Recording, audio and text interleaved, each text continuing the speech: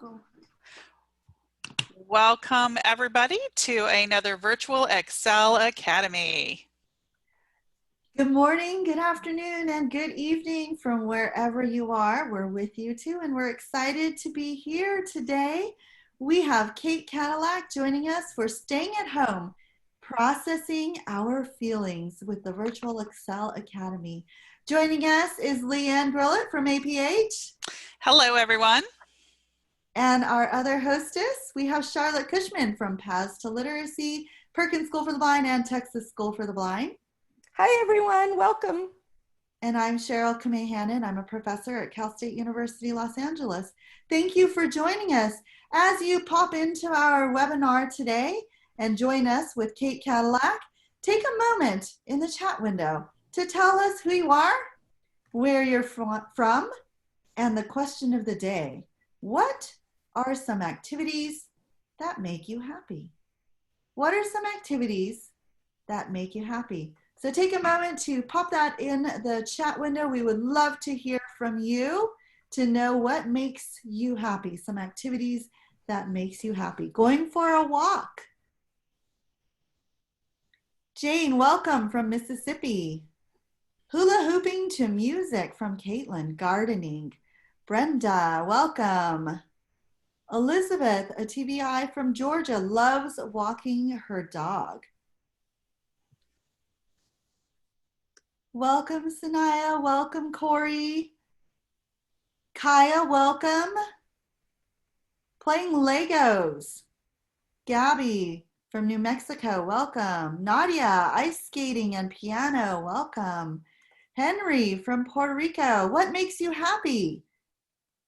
Playing with a puppy from Andrea. Jill from Philadelphia, hanging out with my kitty. Welcome, Uriah. Ava, piano and singing, welcome. Reading books. Thank you, Zamira.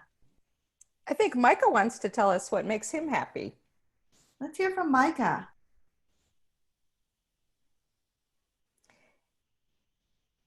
I like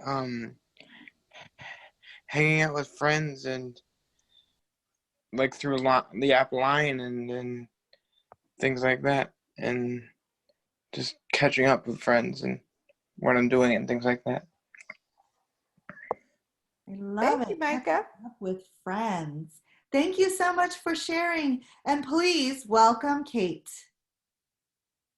Thank you for the introduction, and thank you all for your comments. I loved hearing about what makes you happy. Welcome if you are joining me for the first time, and welcome back if you've participated in any of the other 2 lessons in the Staying Home unit. This is the 3rd of 4 lessons that I'll be leading on staying home. And in our previous Staying Home sessions, we talked about communicating and acting on our wants and needs, and creating and maintaining connections despite social distancing with no or limited vision. Our staying home topic for today is one of my very favorites.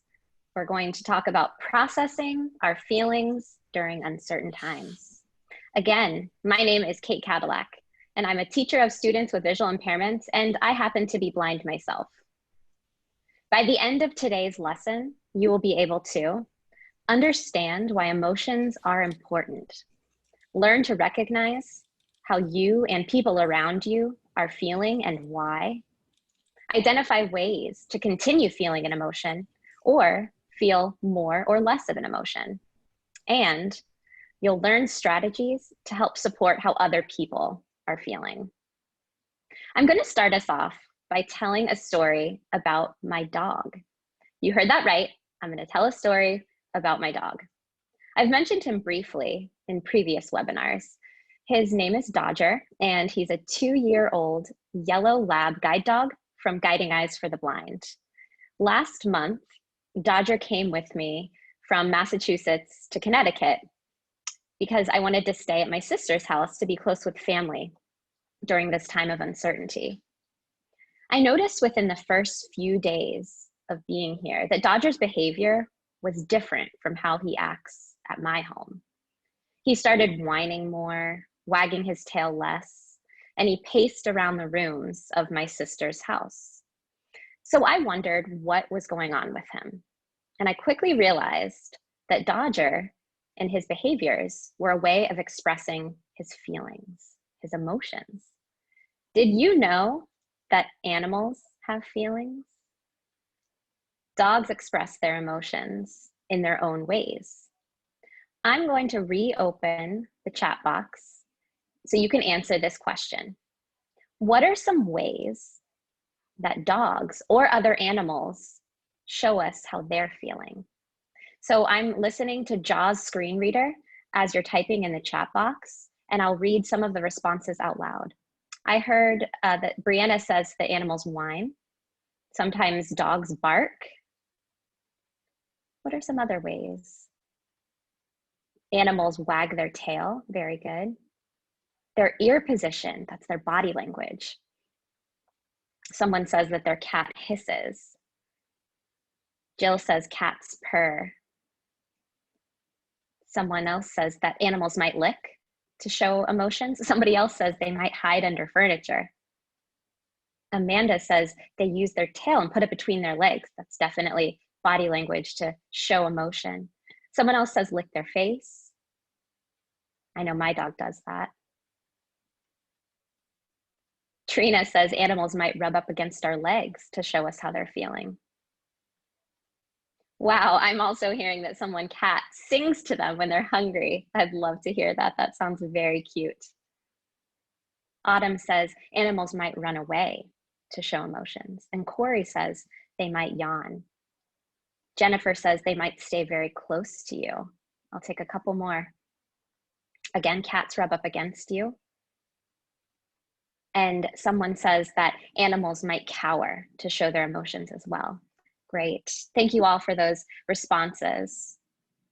To recap, animals express their feelings through things like body language. So you talked about putting a dog's tail between their legs, putting their ears down. They also use their behaviors. They might run away or rub up against you. And finally, they use sounds to communicate what they might be feeling. Meowing, hissing, purring, barking, growling. Those are sounds that all express how an animal might be feeling. So going back to my dog, Dodger, he can't talk and I can't read minds. So there's no way for me to know for sure what my dog is thinking or feeling. And so when he was acting off, I really wanted to know what's going on with him. How is he feeling? I wanted to know how he was feeling because if those feelings were unpleasant, I wanted to figure out if there were things I could do to help him feel better. So I decided to make an educated guess about what he was feeling, given those clues, those communication clues we talked about for how animals do express their emotions.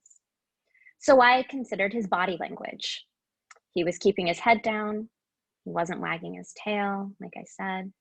Some of his behaviors, again, he was pacing. He was also kind of moving slowly and without purpose, which is very unlike him. And some of the sounds he was using to express his emotions, he was whining and he was even groaning more. Then I used those clues and paired them with some of the reasons why he might be feeling what he was feeling. I thought about the circumstances that led to his changing emotions. He had came to a new place and he was staying in this house nearly all the time because, like you, I've been staying home a lot for social distancing. And since my dog's always with me, he was staying home too. Also, Dodger didn't have the same routines as usual. We weren't walking to the same places every day. There are definitely spots where he likes to pause and sniff or wag his tail at people he's familiar with seeing each day. He wasn't allowed to get close to many people, again, because he's always with me and I'm practicing social distancing.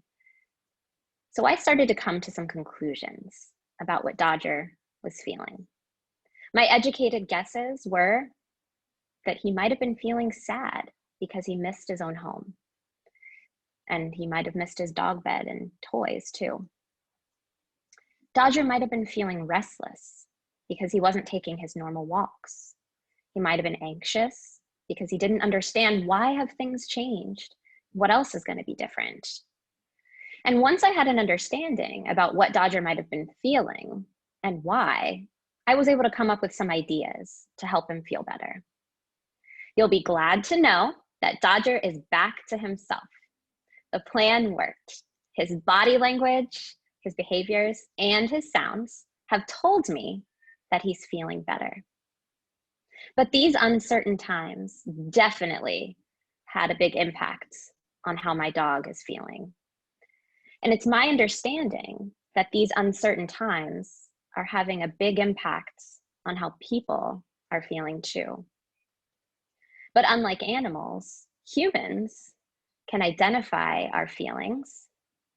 We can think about, why are we feeling this way?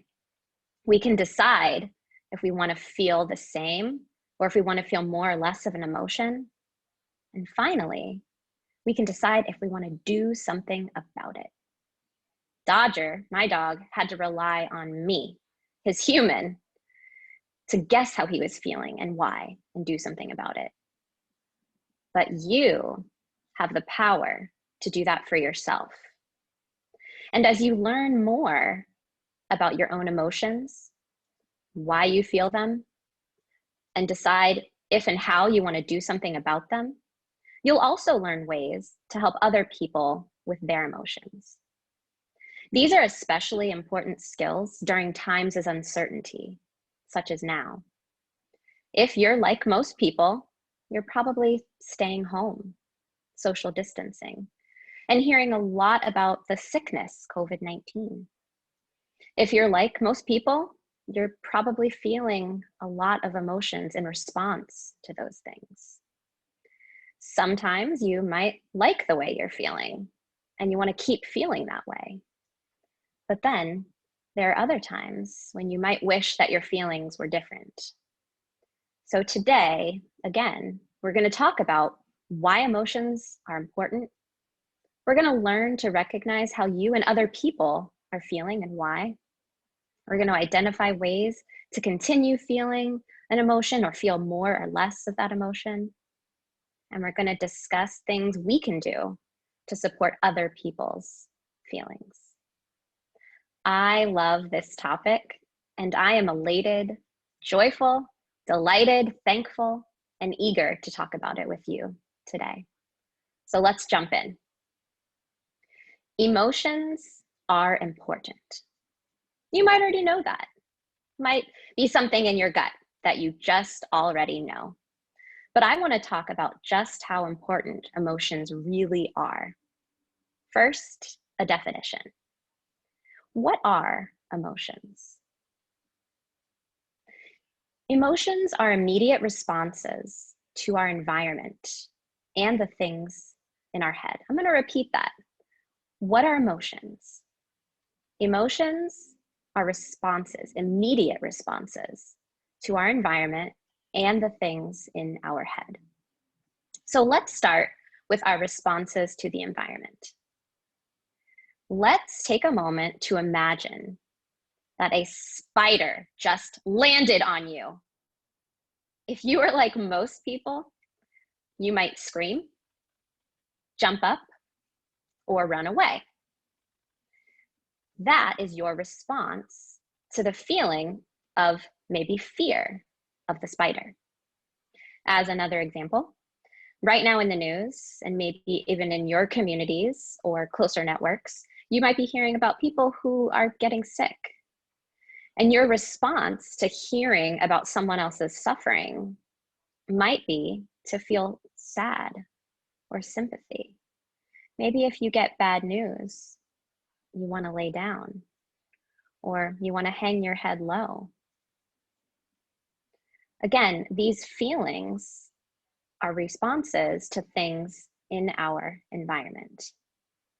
But remember, emotions can also be responses to things in our heads, like thoughts and memories. Let's take another moment, this time, to remember a really fun event that you've been to. Maybe a holiday party or a birthday party or other celebration. Think about the fun that you had. that event. By remembering, by thinking of those times, you are very likely responding with emotions. You might feel happy, spirited, gleeful, or some other emotion. Those emotions are your responses to the memories and thoughts. Let's do another quick exercise. I want everyone to think of a really happy time when you were with a good friend or a family member. In a moment, we'll open up the chat box. So think about a really great, happy, wonderful time when you were with a good friend or family member. If it helps to close your eyes, take a deep breath, and I want you to really focus on that memory. Where were you? Who was with you? What were you doing? And now, how does this memory, how do these thoughts make you feel? I want to hear some of the emotions that you're experiencing as you remember this really wonderful time. So the chat box is going to be turned on now, and I'm going to listen with JAWS as it reads to me some of your responses.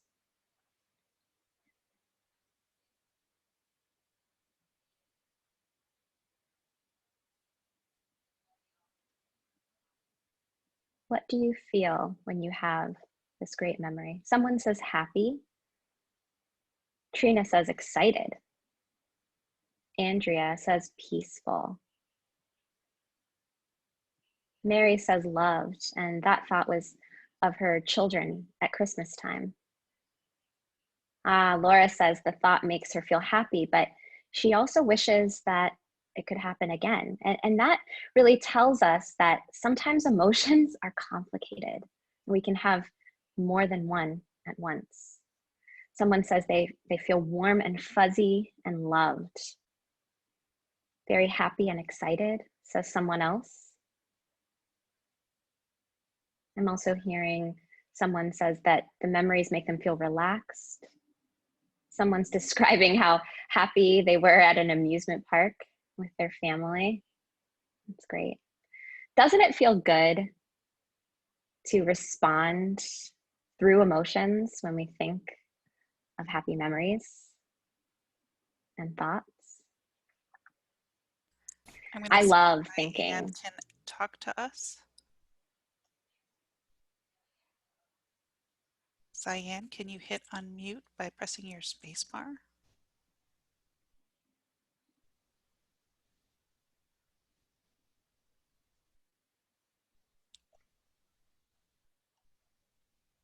Okay. If Micah, can you tell us what you were thinking?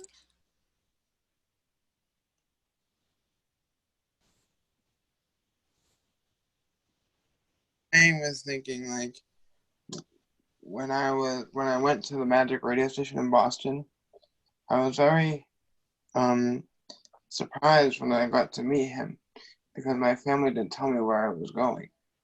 And I really loved that station and the morning magic show.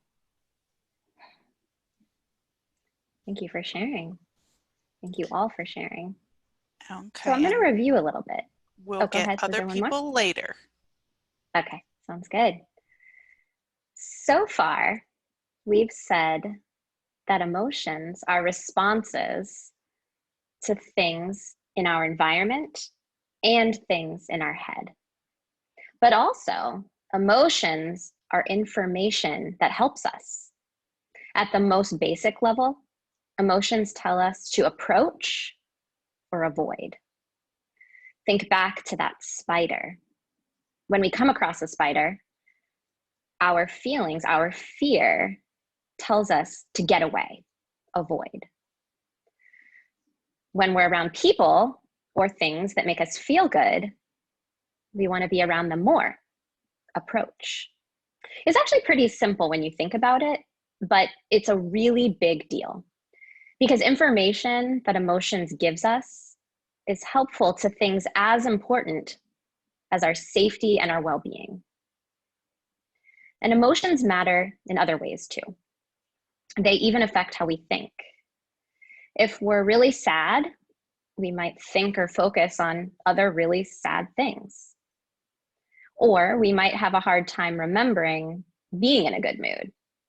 Have you ever felt so sad or so bad that you can't imagine ever getting out of that bad mood?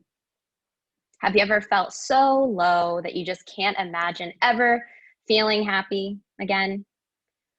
I know I have, even if it's for a quick moment. Sometimes I've just been so consumed by that sadness, so full of it in my body and my mind, that I just wondered, will I ever feel better?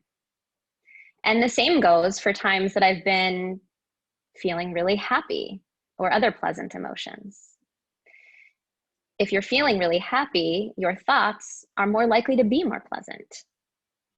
And when you're experiencing those pleasant emotions, you might be more able to think about other positive things.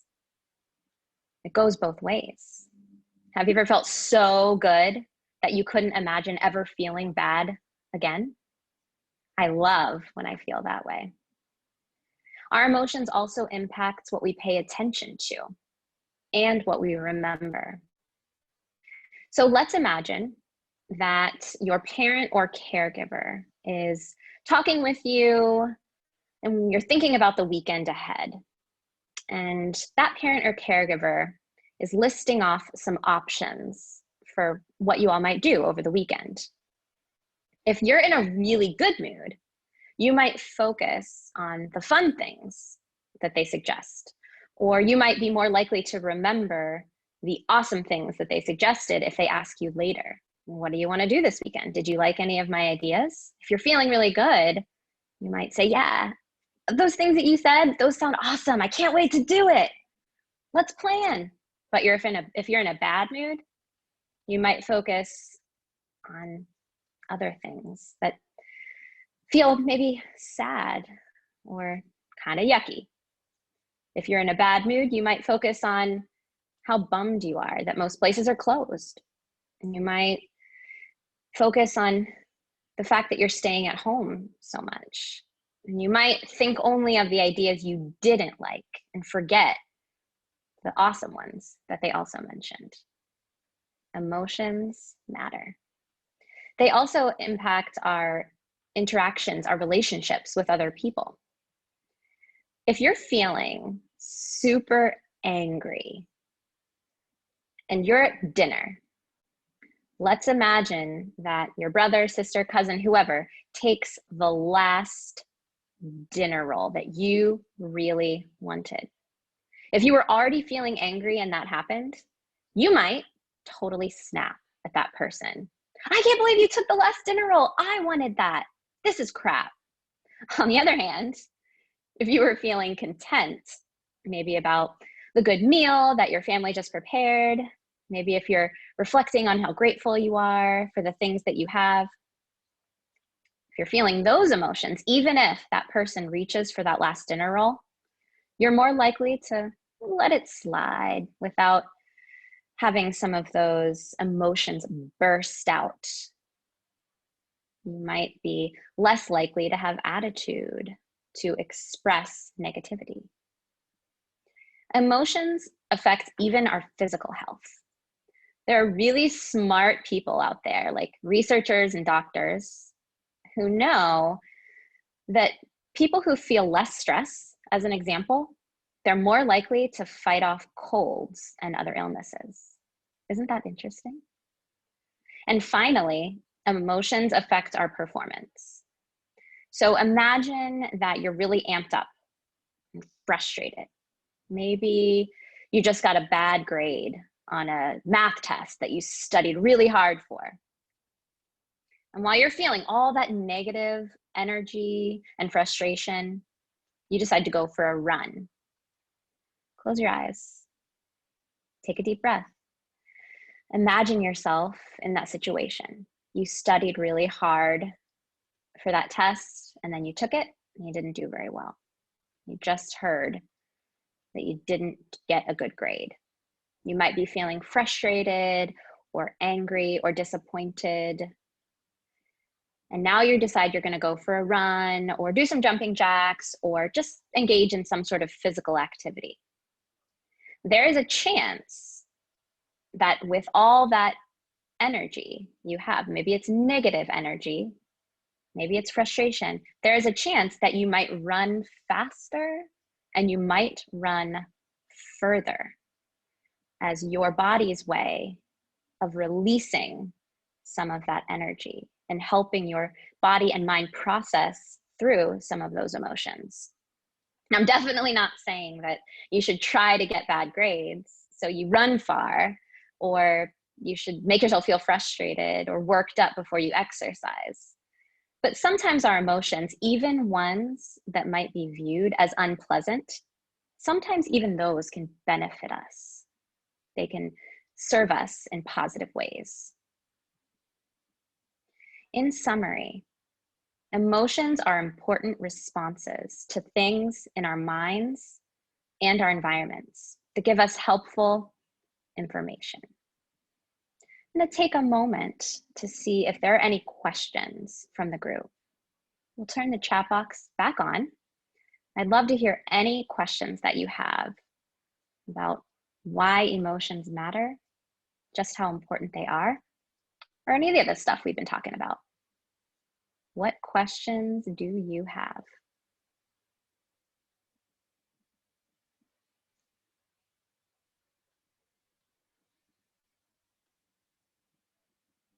I'll give another minute to see if there are any questions, and that's okay if not. Uriah, did you have a question? Hello. Hi, Uriah, we can hear you. My question is, can you have emotions even if you're sick? Great question. Can you have emotions even if you're sick? Absolutely. In fact, everybody gets sick from time to time, right? So think back to a time when maybe you had a stomach ache, or maybe you had a cold or a fever, or just were kind of down, your body didn't feel so well. What were your emotions like in that situation?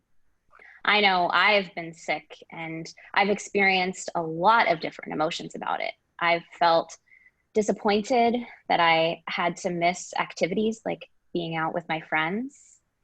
I felt worried about how am I going to get better.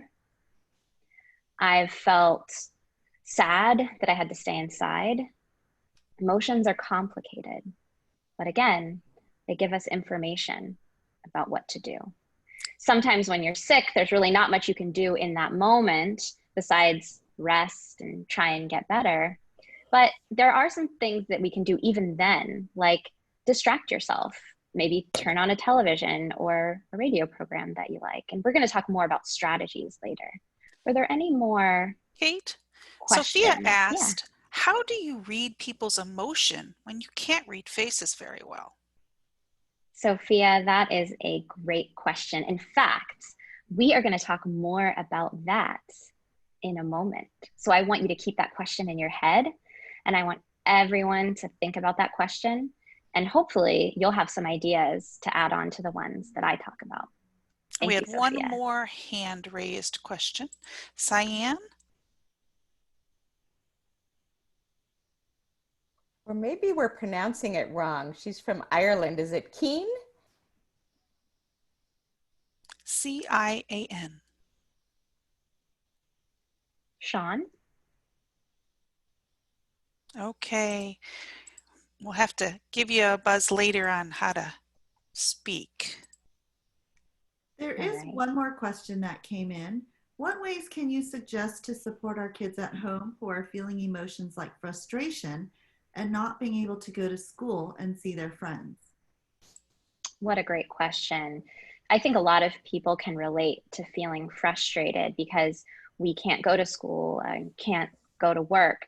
So parents, teachers, caregivers, we can help support our students and our children by talking about what they're feeling, which is one of the reasons why I felt it so important to have this lesson today, because emotions impact us in such big ways. And it's hard to focus, it's hard to concentrate, it's hard to even want to do fun things if we're really feeling frustrated or mad or sad or whatever about not being able to get out and go to school. So my advice is to talk with your children about those emotions. Give them an opportunity to say how they're feeling, discuss why they're feeling that way, decide whether or not they want to continue feeling that way or if they want to feel differently. And if they do want to feel different, help them make a plan for what they can do about those negative emotions. And we're going to talk a lot more about that coming up later in this session. Thank you all for your questions and your comments. Now, let's talk about how we experience emotions. We experience emotions through our bodies. When you're excited or fearful, have you ever felt your heart beat faster? When you're sad or feeling unmotivated, has your heart rate ever slowed? When you're anxious, have your muscles ever felt more tense? Have you ever felt stressed and everything just kind of feels tight? Have you ever sweat from feeling overwhelmed, nervous, or scared? Have you ever been so angry that your teeth clench or your fists go into a ball? When you're feeling vulnerable, lonely, or sad, does your body sometimes hunch in on itself and feel like you want to take up less space in the room? When you're proud and confident, do you sit up tall or stand up tall? Is your body more relaxed? Are you more comfortable taking up more space in a room? Let's think about our arms and our legs and how the space we take up with our arms and legs in a room. If you feel like comfortable taking up a lot of space, then your arms might be down at your side loosely. Your legs, if you're standing, both feet, or sitting, your feet might both be on the ground, planted, just in sort of a casual way. If you have a lot of energy and you're feeling like you are comfortable taking up more space, you might even be jumping around, expressing some of those emotions and getting out some of that energy. But on the other end, if you are maybe feeling vulnerable or sad and you feel like taking up less space, what do you do with your arms? You might cross your arms, keep them close to your body. You might even cross your legs. You might even kind of hunch over and put your shoulders towards the center of your body, towards your belly button, because you want to take up less space. And maybe you even feel like you want to be less noticed by other people. Our body language communicates those emotions to others who can see. And we're going to talk in a little while about how our emotions can be expressed and read by others who might not have that visual ability. Also, emotions can be expressed through our voices. If you are scared, your voice might go up, or surprised, same thing. If you are so furious, you might, like I was doing, really enunciate the sounds of the words. See how I am doing that now? It's like there's a period or an exclamation mark after each of my words. Do I sound angry? I'm trying to. If you're energetic, you might sound like you have a lot of energy and you might start talking really fast. But if you're feeling like you're really bored, you might talk slower. My voice dropped down and got a little bit lower. Our emotions are also in our behaviors. Again, if you're feeling really energetic, you might be more productive. You might start a new project. You might talk faster. If you're brave, you might explore an unknown area. We also process our emotions in our minds, in our thoughts. We can think about whether the emotions we feel are pleasant, something that makes us feel good, or unpleasant, something that makes us feel kind of bad. That processing we're talking about, identifying emotions as being pleasant or unpleasant, as well as thinking about whether we want to keep feeling the same emotion or if we want to feel more or less of an emotion. These are really important things for managing our emotions, which we're again going to talk about a little bit later. But first, now that we know why emotions are important and that they are so critical for so many things in our lives, we're now going to learn some ways to identify how you and how other people might be feeling. Let's start by identifying our own emotions. So the first step is to check in with your body. We talked about some of our body's responses to different emotions. What's your heart rate like right now? Can you feel it in your chest? If you can't feel it, it's probably just beating at its regular rate. If it's really, really fast and you're not exercising, could it be because of some emotion that you're feeling? Are you so excited by this conversation today? Maybe it has your heart pitter-pattering. Is it really slow? Are you taking deep breaths and just calmly engaged? Paying attention to our breath is a really good clue to help us identify our emotions. What about your movements? You might not be moving right now. You might be listening or watching in, but still, there's tiny little movements that our bodies have. It might be crossing your legs, putting your arms down by your side. What are your fingers doing? Sometimes when I have a lot of energy and nowhere to put it, if I'm feeling anxious, I do this with my hand. I don't know why. I just open my hands up and I open my fingers real wide and I close them towards my palm, and I just do that over and over again. My fingers are opening and closing. I don't know why I do it. It's just a sign to me that I'm feeling something like anxiety. What about you? What movements do you do that clue you in to the emotions that you're responding to? What's your posture like? Are you sitting or standing tall? Are you more hunched over? Next, I want you to check in with your mind.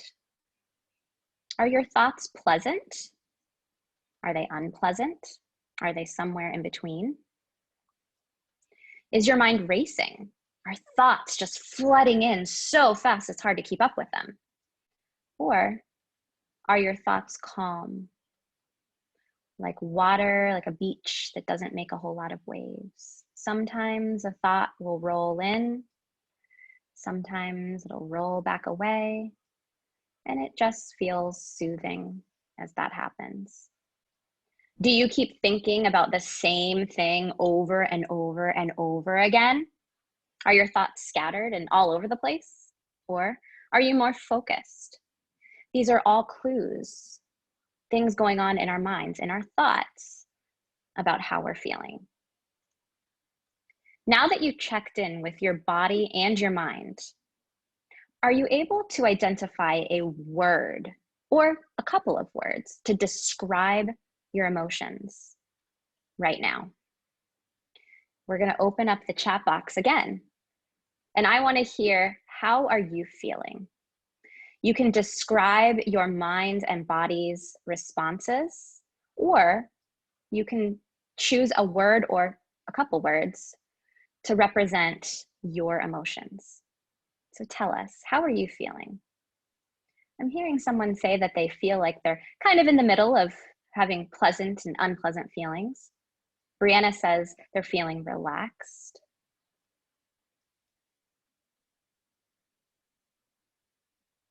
What are you feeling?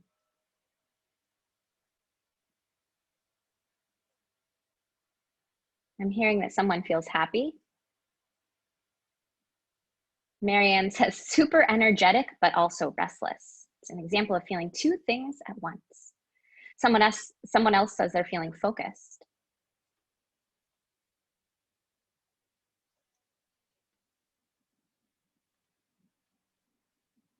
Someone says they're feeling bored.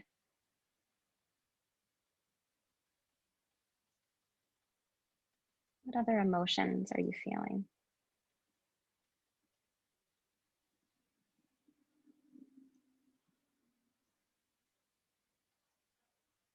I'm feeling that someone feels sad.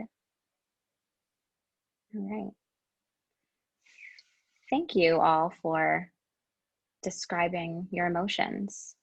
I also just want to talk a little bit about how I'm feeling.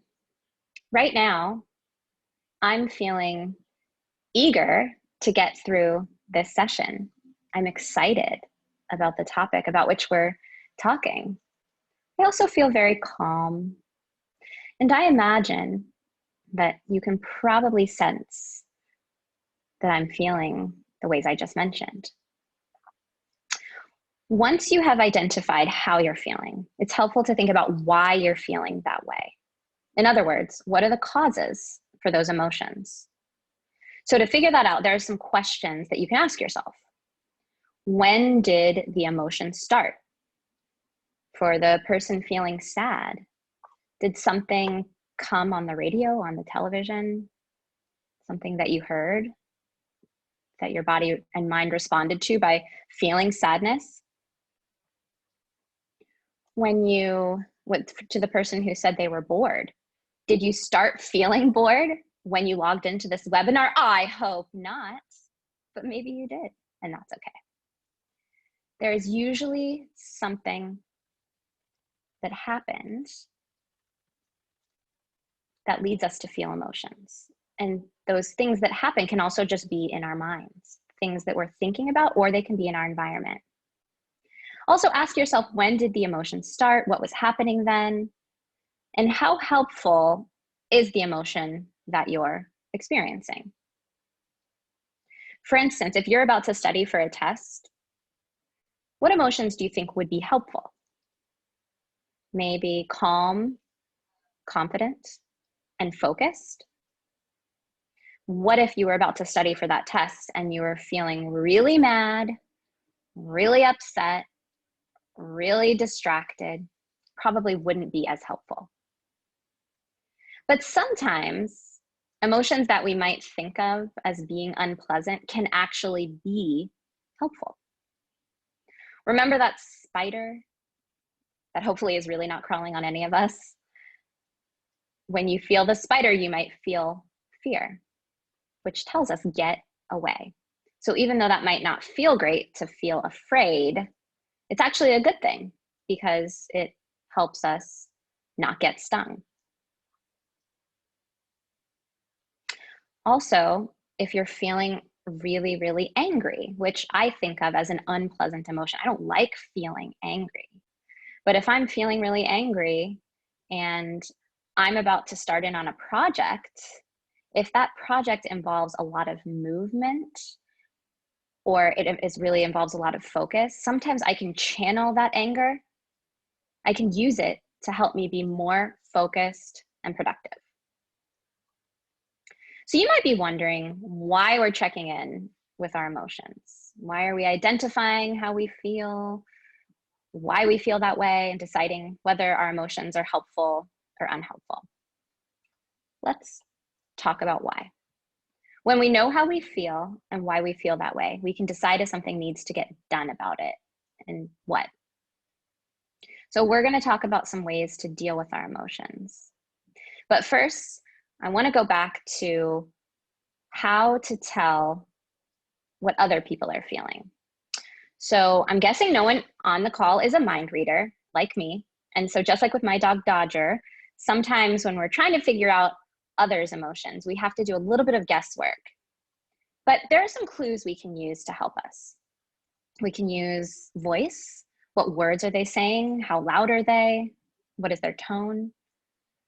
You can also consider the actions of others. What are they doing? If someone is sitting on a couch, tapping their foot, what do you think they're feeling? Maybe they're feeling bored. If someone is whistling a cheerful tune as they're adding the final touches on an art project they've been working on for a really long time, what do you think they're feeling? Maybe excited or content to be nearly done. But sometimes the clues we have to tell how someone is feeling are visual. This gets back to, I believe it was Sophia's question. How do you know what people are feeling if you can't see them? Because facial expressions and gestures really do communicate a lot about the emotion someone is expressing. If you see them smile, you might automatically know they're happy. If you see them frown, sad, if their eyebrows are knitted together, they might be confused or mad or really concentrating. So those visual cues can be really helpful. But it's not always necessary to use vision to tell how someone's feeling. We can use some of those other clues I already talked about, like someone's voice, the words that they're saying. You can even sometimes hear someone's body language. And I know that sounds kind of strange, but have you ever been near a person and you could just tell that they were really restless by listening to what their body was doing? It's really helpful, especially if someone is wearing clothing you can hear, like if their pants kind of make that ruffling noise, or if they're really restless and they keep tapping their toes on the floor. Everything you hear are clues to how a person is feeling. Think about talking to someone and hearing emotion in their voice. It might be the rate they're speaking. Are they really fast or are they really slow? It might be their tone, high or low. Or it might be something else. There are lots of non-visual clues, including the circumstances or situation surrounding a person can help you guess. If you are around a person whose dog has just started whining and really wants to turn back home on a walk, but they want to keep going, you can use that information to guess, well, that person might be feeling disappointed that they're not going to get to keep walking and they have to turn around and head home earlier than they would have liked. And if you're not sure what someone is feeling and you really want to know, either to decide if you can help them or because you feel like it would be useful to you or the other person, sometimes the best option is just to ask. Guessing can sometimes be really confusing or misleading, but asking could be the best way to know. So yesterday I was making dinner for my family and I honestly couldn't tell if they were really pleased with how it came out or if they felt upset that they had to eat my horrible cooking.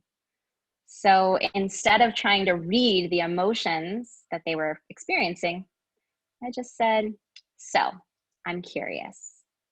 How are you feeling after eating that meal? And most of them said, well, I'm kind of tired because it was really filling, but I'm also feeling content because it tasted really good. By the way, it was lasagna and it was very good. So there are also advantages that I want to mention pretty quickly about when you're visually impaired. Sometimes I feel like I have an advantage over people who are typically sighted, because sometimes people might try and show a feeling that they're not really experiencing. Maybe you've done that. Have you ever put on a smile to pretend that you're happy when really you're feeling kind of awful inside? People's voices actually give a lot away. And since you might be listening only to the voice and not see that smile that is not real, not really expressing the emotion that they're actually experiencing, you might have the advantage of sensing, hey, wait a second, you are not feeling happy right now. But why go through the trouble? If identifying other people's emotions isn't easy, if it takes us a lot of energy to do it, then why waste the time? Well, it's kind of similar to why we identify our own emotions. Knowing how you or how someone else is feeling can help us determine if we want to try and do something to influence those emotions, if we want to keep feeling them, if we want to feel more or less of an emotion. So again, sometimes feeling what you're feeling is helpful and you want to keep feeling that way. Sometimes feeling what you're feeling is not good for that situation and you want to feel less of it. And other times, feeling what you're feeling is good and you want to feel more. Like if you're about to run a race and you feel a little bit motivated, maybe you want to feel a lot of motivation so that you can really put your all into that race. We have to decide, do I want to feel the same? Do I want to feel more or less of an emotion? We can't decide for other people. So it gets a little tricky when we're trying to recognize what somebody else might have been feeling. But sometimes it is helpful to make an educated guess and try and help if you think they might appreciate it.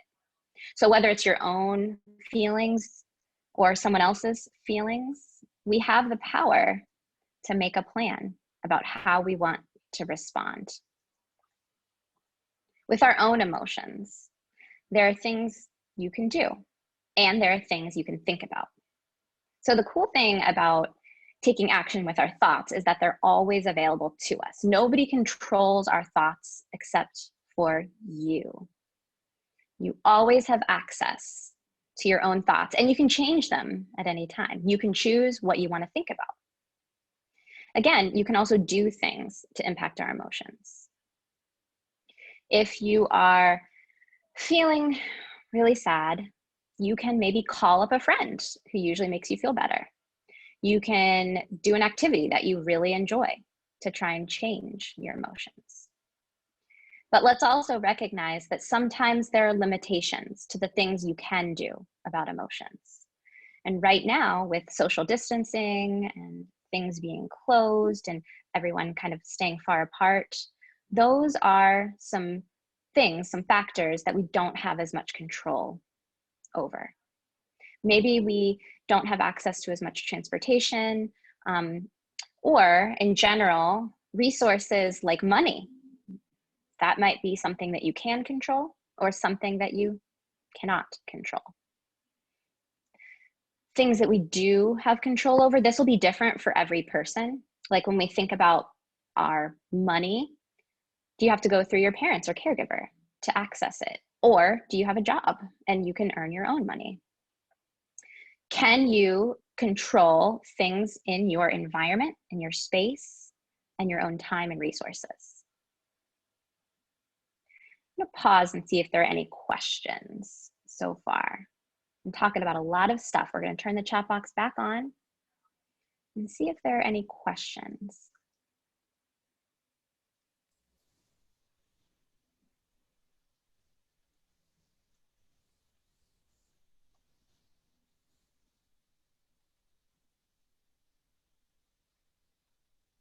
Giving some time for more questions. Someone is saying that they feel calm.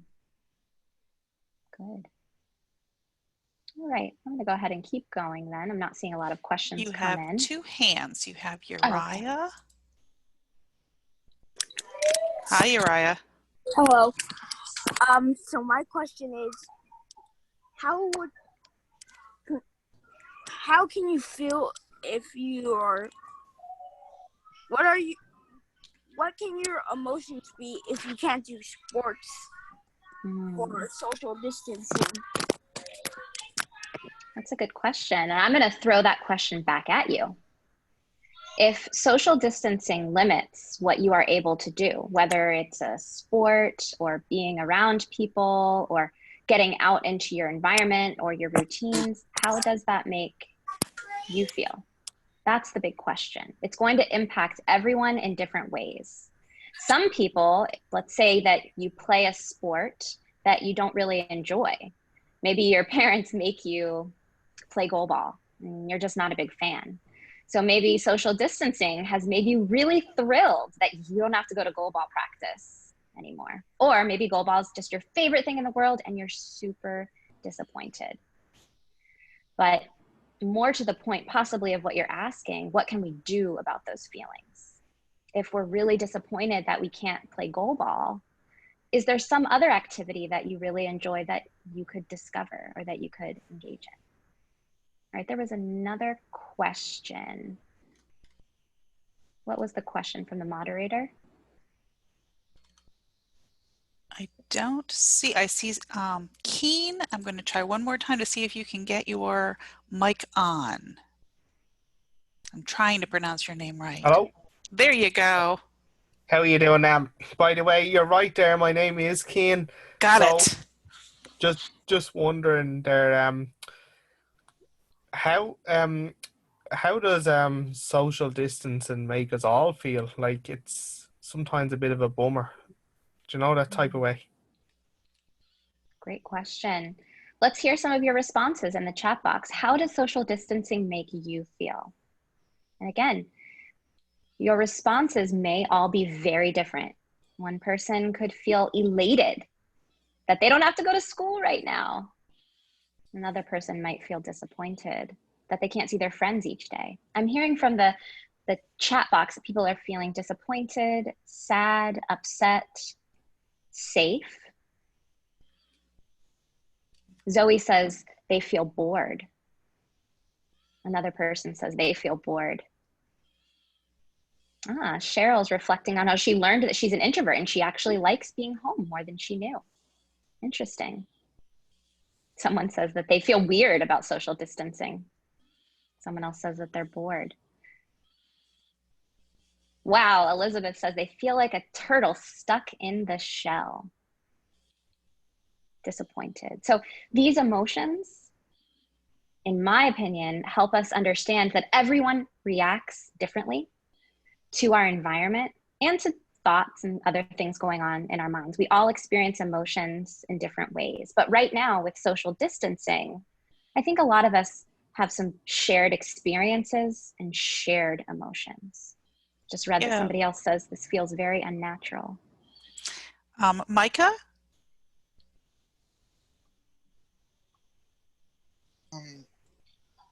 I actually like this whole social distancing because I'm learning a lot more from my visually impaired friends, because none of my friends at school are visually impaired, and I'm learning different ways of tackling things,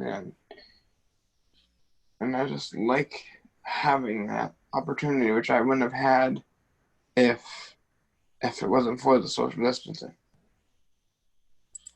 Thank you for sharing.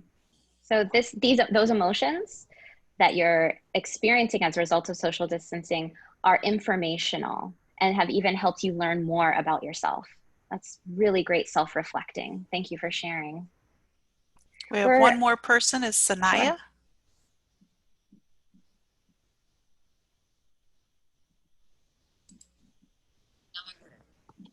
Hello. There you go. Okay, so can you repeat the question again? I'm sorry. Sure, Sanaya, do you have any questions or comments you want to reflect about how social distancing is making you feel? To me, I'm a little delusional because a teenager like me, being stuck in the house all day kind of drives you crazy. You're not being around people your age or going places like me. Because I'm so active to where I can't sit still in the house all day. So yeah. It's a little annoying. Thank you for sharing. I think a lot of people can probably relate to those feelings of being annoyed and frustrated that you can't see your friends and hang out with them. So let's talk now a little bit about what we can do to help us change an emotion. So I assume that those unpleasant feelings of being frustrated and bored and upset, angry, sad, whatever it is, those are things that at times we might want to feel less of them. But remember, at times, even those emotions that we might think of as unpleasant can help us. But right now, we're going to talk about strategies we can use to help us feel less of a negative emotion that is not helpful. So again, feeling bored. If you're just sitting around your house and you can't really go anywhere and you're just feeling very restless and bored, you probably want to feel less of that, and you want to feel more pleasant emotions. Like maybe you want to feel engaged, or you want to feel like you're having fun, or you want to feel like you're connecting to the friends who you miss. What are ways that we can do that? Well, boredom can be kind of an easy thing if you know what you like to do. Is there a television show you can watch? Is there a favorite food that you could cook? Are there people in your house you enjoy spending time with? Are there games you might play? So I'm getting a message that our time is short and there's so much more I was hoping we could talk about today, but that's okay. I feel reassured by all of the wonderful comments and questions that were coming in today. So thank you all so much for your participation. I hope we're ending this session with you all feeling however it is that you want to feel. Kate, thank you so much for this. If you all would just indulge me for a moment, I want to share with you how we talk about feelings and how we end our day at our house sometimes. So if you have access to your toes, I'm going to ask you to take off your socks so you can touch your toes. And this is what we do sometimes at night. And I give my daughter a little massage on her feet and her toes. So as you touch your toes, I'm going to show you my fingers as I do this. So just pretend that my fingers are my toes, because I think you probably don't want to see my toes on Big Spring. So here we go. This little piggy, I'm holding up my right finger and my thumb, is sad because she feels like she can't talk to her friends. This little piggy is disappointed because she had to do everything all by herself. This little piggy is mad. She was stuck at home and it was raining outside. This little piggy's frustrated because she really needs help from her teachers. This little piggy's bored and she just wishes she could do something fun. Those are all my little piggies on my left hand. On my right hand, this little piggy's happy. She is with her family. She's connecting deeper with those close around her. This little piggy's satisfied because guess what? She gets more screen time than she's ever had. And she's learning tech skills along the way.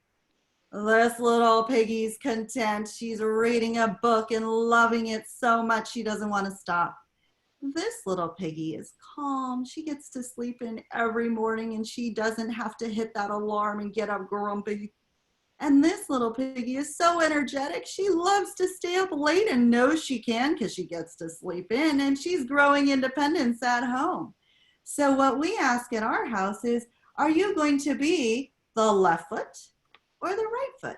Because you always get to choose those emotions and you can look at it from the bright side. So I'll leave that with you, and you can think about what your little piggies are doing when you fall asleep tonight and how it might change your emotions. Wow, thank you for sharing that. That is so cool. I'm going to try that tonight. And the last thing I want to mention before we part is that I heard that one emotion that many of you are experiencing is feeling bored. And this Thursday at 2 o'clock Eastern Standard Time, I'm going to be doing a last lesson in this staying home unit, and we're going to be talking about ways to not be bored, how to find activities that you enjoy doing, and I'll have some suggestions for you. I love it. Thank you so much for that plug for Thursday. Kate will be back with us. I also wanted to mention a couple more things. We have a session by Marne Lofton on Wednesday, April 22nd, also talking about feelings and emotions. So if this is a topic that lights you up, then please join us again, April 22nd. Tomorrow, we have Marvin's Markin with Gwen McCormick. Again, maybe better suited for some of our younger audience, but we always welcome you and would love for us to have you with us tomorrow as well. Charlotte has one last announcement about Braille pen pals. Hi, everyone. A bunch of you asked in our last session with Kate whether or not you could write to us. And we thought it might be fun in this time of social distancing if you want to write to each other. And as a teacher, of course, I want you all to practice your Braille skills. So there is on Paths to Literacy a link to where you can find the Braille Slate Pal. I'm going to put it in the chat box, where you can find Braille Slate Pals, and that's a program that's offered by the National Federation of the Blind, NFB. So it's free, and they'll match you up if you write to them. They'll match you up with somebody your age, with some of your same interests. So that's just something to know about if you feel like you want to be in touch with other kids. That's it. And that link will also go out in the certification email that you will be receiving. So do realize that that is another place where you can get that link if you don't catch it in the chat room. Super. And thank you again, everyone, for joining us. Say goodbye to Kate. We'll see you again tomorrow, if not hopefully Thursday or another day. Have a great rest of your day. Bye. Bye, everyone. Bye. Thank Everyone, you. bye.